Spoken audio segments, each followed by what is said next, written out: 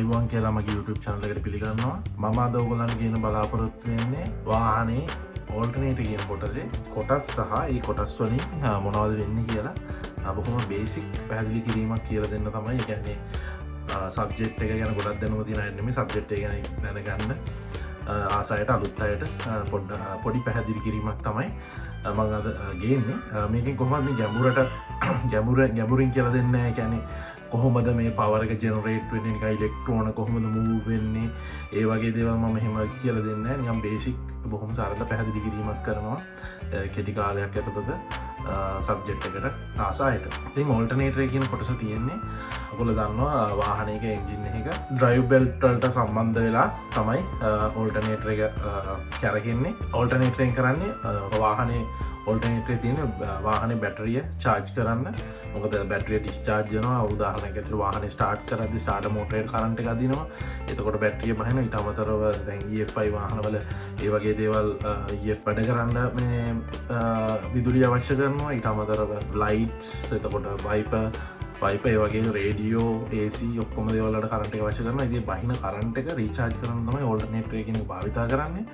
ඕල්ටර්නේටර් හැදෙන්නේ alternative AC current එකක්. ඒ වුණාට බැටරිය කියන එක DC වලින් වැඩ කරන්නේ. ඉතින් මේකේ ඇතුළේදී AC කරන්ට් එක DC වෙන එක සහ වෝල්ටේජ් රෙගුලේෂන් කියන ඔක්කොම දේවල් මේ අලුත් වාහනවල ඕල්ටර්නේටරේ ඇතුළෙන් තමයි ඔක්කොම කරන්නේ. අපිට ඕල්ටර්නේටරෙන් එළියට ලස්සන DC අවුට්පුට් එකක් දෙනවා බැටරිය වෝල්ටීයතාවයට සමානයි. ඉතින් බැටරිය වෝල්ටේජ් එක තමයි චාර්ජින් ෆුල් චාර්ජින් වෝල්ටේජ් එක තමයි 14.4. ඉතින් 14.4 ඕල්ටර්නේටරේ හරහා කරන්ට් එක උත්පාදනය කරලා ඒ වෝල්ටේජ් එකට වෝල්ටේජ් රෙගුලේට් කරලා එළියට දෙනවා බැටරිය. ඉතින් බහින බැටරිය චාර්ජ් කරන එක තමයි ඕල්ටර්නේටරෙන් කරන්නේ. ඉතින් ඕල්ටර්නේටරේ ප්‍රධාන වශයෙන් කොටස් කීපයක් තියෙනවා. ඉතින් මේ විදිහට මම ගලවලා තියෙන්නේ ඕල්ටර්නේටරේ. මේක තමයි පුලිය. මේක තමයි අපේ ඩ්‍රයිවිං බෙල්ට් එකට සවි වෙන්නේ. ඉතින් මේක තමයි ෆ්‍රන්ට් හවුසින් එක. මොකද මේක තමයි ඉස්සරහා විදිහට ගන්න. මොකද පුලිය තියෙන ඉස්සරහා. එතකොට මේක තමයි ෆ්‍රන්ට් හවුසින් එක.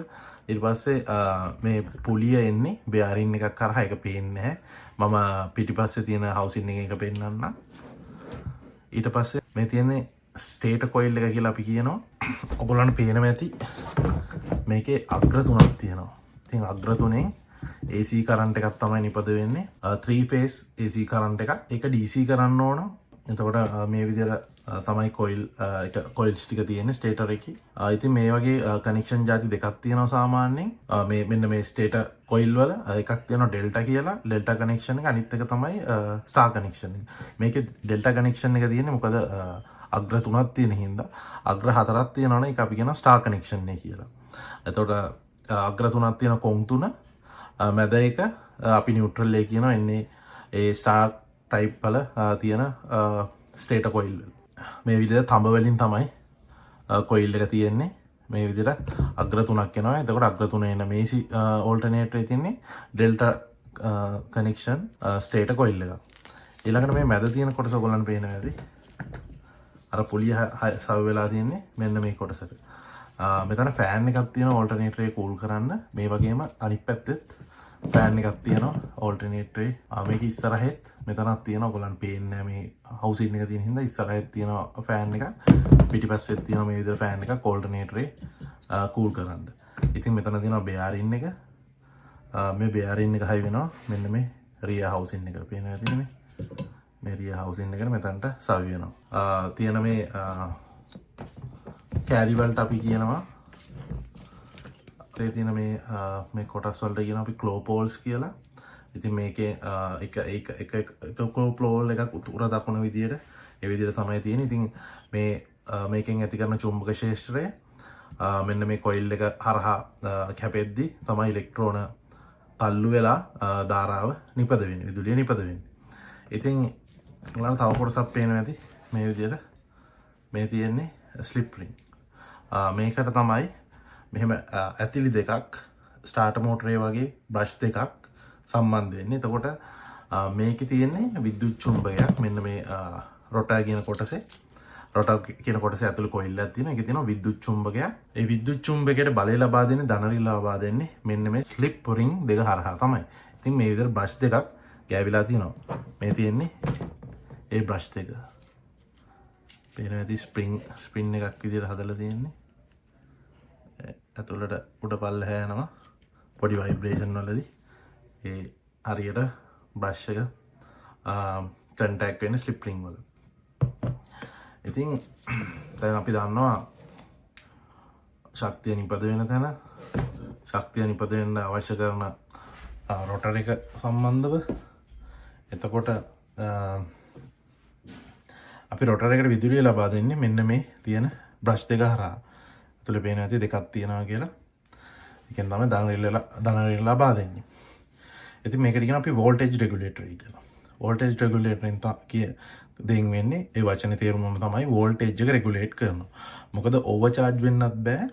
ඕවර්චාර්ජ් වෙනවා කියන්නේ බැටරිය උපරිම වෝල්ටේජ් එක 14.4යිනේ. ඊට වැඩිය ගියොත් වෙන්නේ මොකද්ද? සිස්ටම් එක ඕවර්චාර්ජ් වෙනවා. වාහනේ තියෙන ඉලෙක්ට්‍රොනික්ස් පිච් වෙන්න පුළුවන්. මොකද අලුත් වාහනවල ඉලෙක්ට්‍රොනික්ස් හරිම සෙන්සිටිව්, වෝල්ටේජ් සෙන්සිටිව්. ඉතින් ඕවර්චාර්ජ් වුණොත් එහෙම ලේසියෙන්ම ඩැමේජ් වෙන්න පුළුවන්. ඒ ඉලෙක්ට්‍රොනික් ECU ඒ වගේ අනිත් දේවල් වලට. ඉතින් මේ IC රෙගුලේටරෙන් තමයි ඒක කොන්ට්‍රෝල් කරන්නේ වෝල්ටේජ් එක. ඉතින් මේ වගේ අග්‍ර කීපයක් තියෙනවා, අත් එකක් තියෙනවා. තව මේ ස්ටේටරින් වෙන කනෙක්ෂන් තියෙනවා, ඩයෝඩ් ප්ලේට් එකකින් වෙන කනෙක්ෂන් තියෙනවා. ඒ වලින් තමයි මේකට අවශ්‍ය කරන ශක්තිය හම්බෙන්නේ. මේ IC රෙගුලේටරේ IC එකක් තියෙනවා ප්‍රධාන වශයෙන් සහ ඉලෙක්ට්‍රොනික පරිපථයක් තියෙනවා මේක ඇතුළේදී. ඉතින් මේ වගේ අපි එක්ස්ටර්නල් පවර් එක දෙනවා. උදාහරණයක් ඇටියට ලෑම්ප් ලයින් එකක් තියෙනවා, ඉග්නිෂන් එකක් තියෙනවා, සමහර විට ඩිරෙක්ට් කරන්ට් එක තියෙනවා, සමහර විට ECU ලයින් එකක් එනවා, එන්ජින් ලෝඩ් එක හොයන්න. ඒ වගේ දේවල් වලට. ඉතින් මේක තමයි IC රෙගුලේටර් කියන්නේ. ඒතකොට කාර්යයන් දෙකක් වෙනවා. එකක් තමයි ස්ලිප් රින් වලට කරන්ට් එක ලබා දීලා රොටර් එක මැග්නටයිස් කරනවා. ඒකකින් තමයි අපිට මේව කරන්නේ. එතකොට ඕවර් වෝල්ටේජ් යද්දි මේකේ තියෙන කරන්ට් එක අඩු කරනවා, වැඩි කරනවා, ඒ දේවල් කරනවා මෙන්න මේ IC රෙගුලේටරේ හරහා. IC රෙගුලේටරේ හරහා ස්ලිප් රින් වලට යන කරන්ට් එක. ස්ලිප් රින් මේ බ්‍රෂ් වලින් ගිහිල්ලා ස්ලිප් රින් හරහා රොටර් එකට යෑමෙන්. ඉතින් මේවා එහෙම ගෙවිලා මේවා රීප්ලේස්මන්ට් කරන්න එනවා සමහර විට වාහනවල. හුඟක් වෙලාවට චාර්ජින් ලයිට් එක නිවෙනවා, පත් වෙනවා වගේ කියන්නේ රැන්ඩම්ලි නිවෙනවා, පත් වෙනවා. ඒ වෙලාවට බොහෝ විට මෙන්න මේ බ්‍රෂ් ගෙවිලා වෙන්නත් පුළුවන්. එක හේතුවක්. මේක තමයි රියර් හවුසින් එක. මේ විදිහට බෙයාරින් එක වදින තැන තියෙනවා මේ විදිහට. ඊට පස්සේ මෙතන තියෙනවා ඩයෝඩ් ප්ලේට් එක. ඉතින් මම කිව්වා 3 ෆේස් කරන්ට් එකක් එන්නේ ඕල්ටර්නේටරින්. ඒ 3 ෆේස් කරන්ට් එක DC කරන්ට් එක කරන්නේ මේ ඩයෝඩ් ප්ලේට් එකෙන්. ඉතින් මේකේ තියෙනවා සාමාන්‍යයෙන් ඩයෝඩ් 6ක් තියෙනවා. ඒ ඩයෝඩ් 6න් තමයි ඩයෝඩ් ප්ලේට් එකෙන් තමයි අපේ AC කරන්ට් එක DC කරලා බැටරියට ලබා දෙන්නේ. මෙතන තමයි අපේ පොසිටිව් එක තියෙන්නේ, බැටරි පොසිටිව් එක. මේක චෙක් කරන්න පුළුවන් මේ හැම පාර්ට් එකම වෙන වෙනවම. I think වෙන වීඩියෝ එකෙත් මම ඉස්සරහට ගේන්නම් ඒ සම්බන්ධ මේ වීඩියෝ එකේ ගේන්නේ. ඉතින් මේ තියෙන්නේ රියර් මවුන්ටින් එක, රියර් හවුසින් එක මවුන්ටින් වෙන තැන. ඇන දෙක මේ තියෙන්නේ. මේ තියෙනවා මොනවද තියෙනවා මේක හරහා. ඉතින් මේ දෙක සම්බන්ධ වෙලා ලයින් වෙලා මේවා දෙක එක දිග ලොකු බෝල්ට් එකක් කරහා තමයි එන්ජින් එකේ තියෙන මවුන්ටින් එකකට මවුන්ට් වෙන්නේ.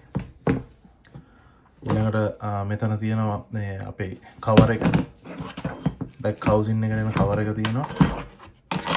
මේ විදිහට පොසිටිව් එක එනවා. මෙතනට එනවා මෙන්න මේ IC රෙගුලේටරේ මේ විදිහට. එතන තමයි සොකට් එක වදින්නේ එන්ජින් හානස් එකේ. ඉතින් මේකේ තියෙනවා IC රෙගුලේටර් බිල්ට් ඉන් කියලා. ඉතින් දැන් අලුත් වාහනවල හැම වාහනයකම වගේ IC රෙගුලේටර් බිල්ට් ඉන් තමයි හදන්නේ.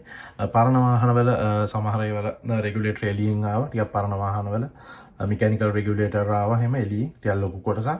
ඉතින් අලුත් වාහනවල හැම එකෙම වගේ IC රෙගුලේටරේ ඕල්ටර්නේටර් ඇතුළේම බිල්ට් ඉන් කරලා තමයි එන්නේ. ඉතින් මේක වැලියෝ කියන කම්පැනියේ ඕල්ටර්නේටර් එකක්. මේක මම ගැලෙව්වේ කියා සෙරාටෝ කියන කාර් එකකින් ගලවපු ඕල්ටර්නේටර් එකක්. ඉතින් මේ විදිහට තමයි ඕල්ටර්නේටරේ බේසික් කොටස් ටික සහ ක්‍රියාකාරීත්වය තියෙන්නේ. පල්ලෙහා කමෙන්ට් කරන්න මොන හරි තේරුම් නැති තැනක් සහ මේක සම්බන්ධව මීට වැඩිය දීර්ඝ ඔයගොල්ලන්ට අවශ්‍ය නම් කමෙන්ට් කරන්න. මම ඉස්සරහට වීඩියෝ එකක් ගේන්නම්. එහෙනම් බොහොම ස්තුතියි. ඊළඟ වීඩියෝ එකේදී හම්බ වෙමු.